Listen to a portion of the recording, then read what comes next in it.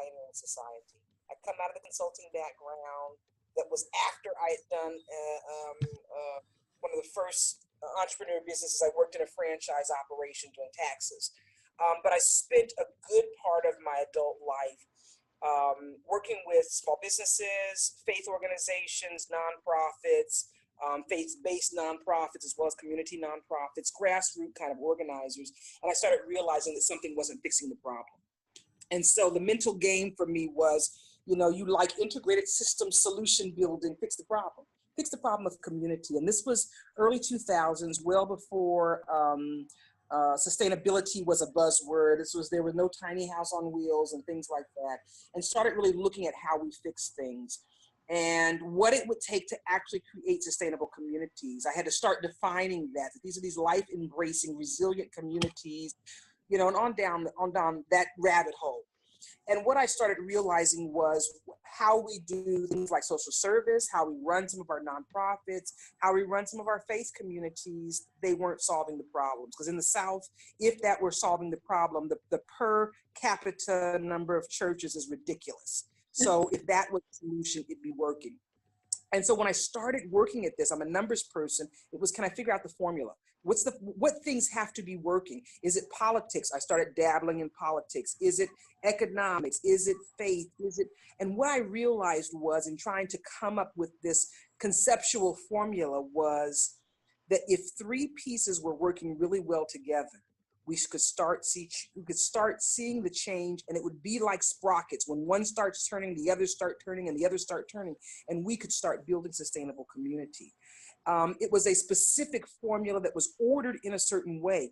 The first thing that I realized from my assessment of the social service field was that social service worked in a method of really behavior modification. You got a problem, we throw some water on the fire that you're trying to fight, and we just hope by magic that there's a transformation. Doesn't work that way. What I started realizing was there were some problems in how we've done social service over the past 50, 60 years. And so the formula that I started developing started first by saying the first thing that has to happen is we have to do an assessment of your values.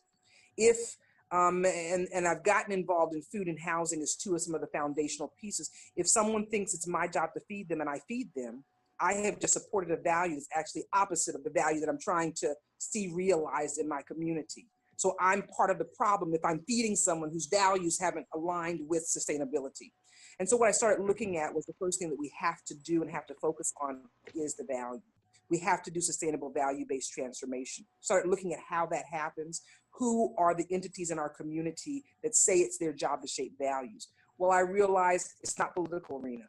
Okay, scratch that out. It's not the legislative arena, because that is specifically behavior modification approach. I give you goodies to do something I want you to do, or I punish you for doing something that I don't want you to do. That's never sustainable. So I said, okay, check that off the list as not being a sustainable answer. What I found was that the faith community is a community in society that says our job is to deal with values and to do value transformation work.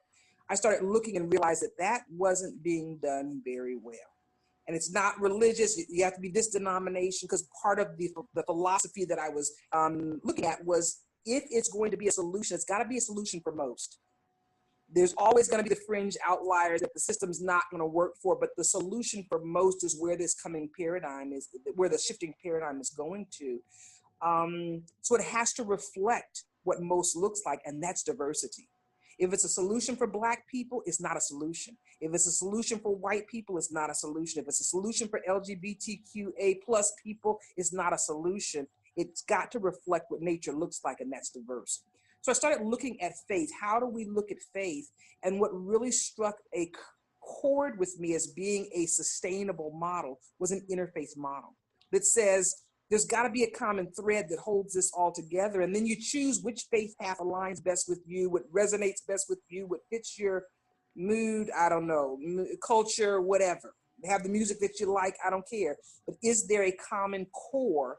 And in my pursuit of that, I ended up in seminary and started realizing that if we looked at that common core, the bridge that connects us all, there was this very small common core of transcendent values that was a thread weaving through all of our faith communities. We're here on purpose. You're an intentional part of this system. Finding your purpose and living that as fully as you can is the most important thing you can do. And in order to do that, you got to get rid of the garbage. You have to help the interfaith community of all kinds who already have an infrastructure in place do that job of value transformation better. The second piece is, once value transformation work happens, social services, and that's helping people do things that they value to do but can't do on their own, becomes relevant.